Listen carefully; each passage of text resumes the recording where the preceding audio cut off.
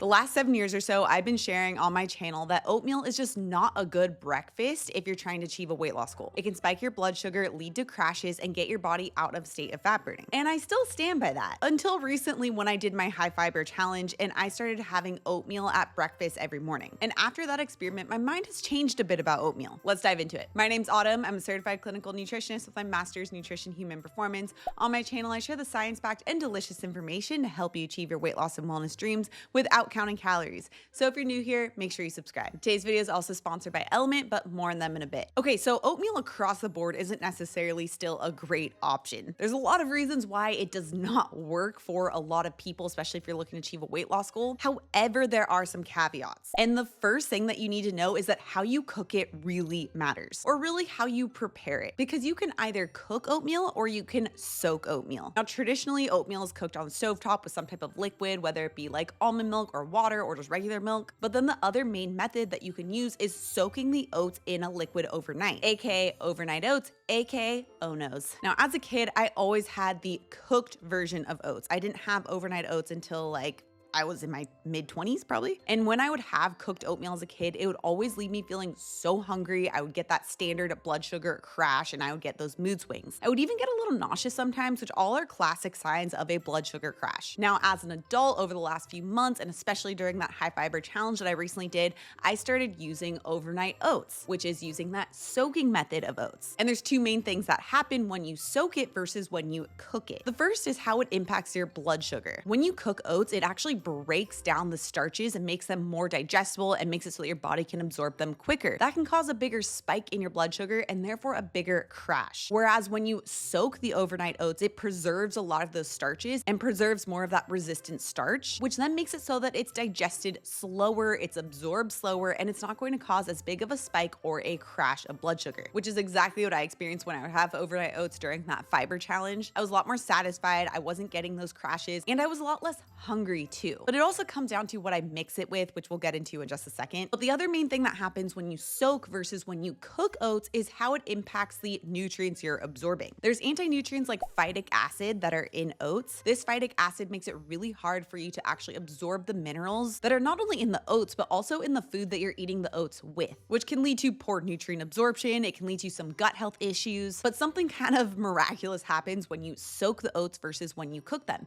Because when you cook them, it doesn't actually really get rid of that phytic acid, but when you soak them, it can. Because when you soak the oats, it turns on these enzymes called phytases, which actually breaks down the phytic acid and removes that anti-nutrient quality of the oats, which not only makes it easier to digest, but also just makes the oats healthier for you and more nutrient dense, especially if you soak those oats overnight with some type of acidic food like yogurt, which is again exactly what I was doing with my overnight oats. I was mixing the oats along with some other ingredients with yogurt and milk. So I not only got the acidic nature of the yogurt, but I also got the probiotic content of the yogurt, which overall makes it easier to digest and better for gut health. Now, there is another major benefit of oats, but before I get into that, I want to give a huge thank you to today's sponsor, Element. Element is an amazing electrolyte company that was specifically created with intermittent fasting, low carb eating, and athletes in mind. It actually contains the sodium, magnesium, and potassium to help balance electrolyte levels, all without having any sugar. Now, especially because I am a mom of two now, and I have practically been breastfeeding for 2 years straight, I drink so much water. And in order to get proper hydration, you not only need water, but you also need electrolytes. And I feel so much better when I have my daily Element, sometimes two if I really need it. I just feel more energized and hydrated, and it actually just tastes so good and makes it so easy to remember taking my electrolytes. My all-time favorite Element flavor is the grapefruit salt, but it also comes in a lot of other delicious flavors too, like there's citrus, orange, and raspberry. And you can get a free 8-count sample pack of Element's most popular drink mix flavors with any purchase at drinkelement.com/autumn. Find your favorite flavor or share with a friend. It is only available through my link, so make sure to check out drinklmnt.com/autumn.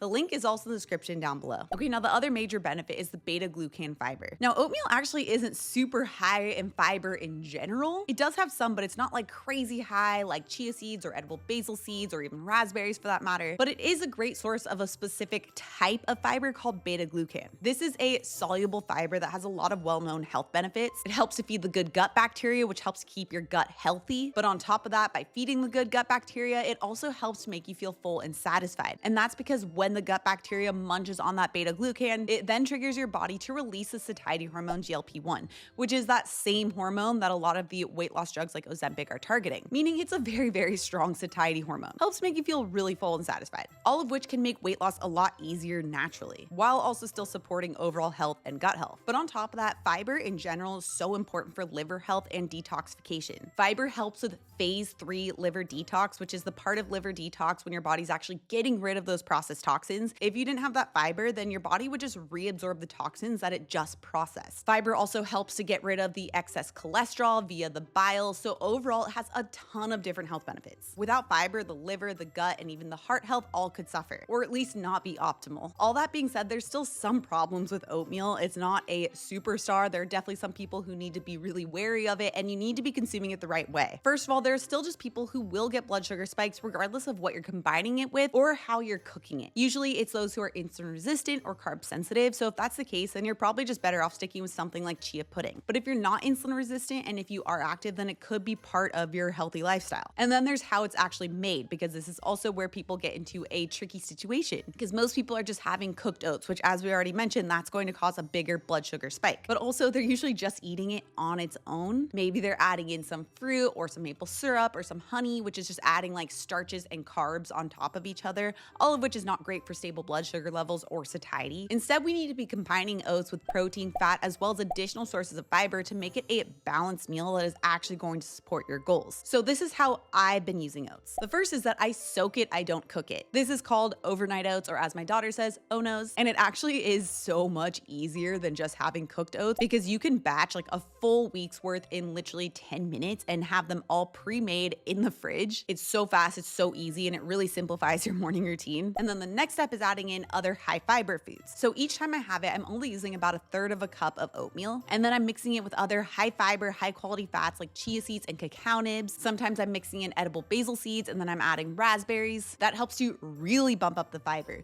Usually I'm getting anywhere between 12 to 19 grams of fiber just with this one meal, most of it coming from those other ingredients. And then the third step is adding in a lot of protein, because even though fiber is super satisfying, if you don't have protein, this is not going to be sustainable. Protein is so important for helping to keep your muscle during a fat loss journey, which is very, very important for maximizing fat loss. It's also crucial for maintaining your metabolism so it doesn't tank while you're on your weight loss journey. So you don't want to skimp on the protein when you're focusing on fiber. You want both. And I do this with 3 different ingredients. I first add in Greek yogurt during the soaking process, as well as whole milk, both of which are going to contribute to the protein and the fat. And then to really get an additional bump of protein, so I'm covering my bases, I add in 2 scoops of my vanilla protein powder. That helps me bump up the protein even more at an additional 20 grams, while also getting a hint of natural sweetness from the monk fruit extract without actually adding in sugar, which, if you guys haven't checked out my protein powder for, it goes so well in recipes just like this. It makes getting more protein into your diet so easy and so tasty. It makes delicious waffles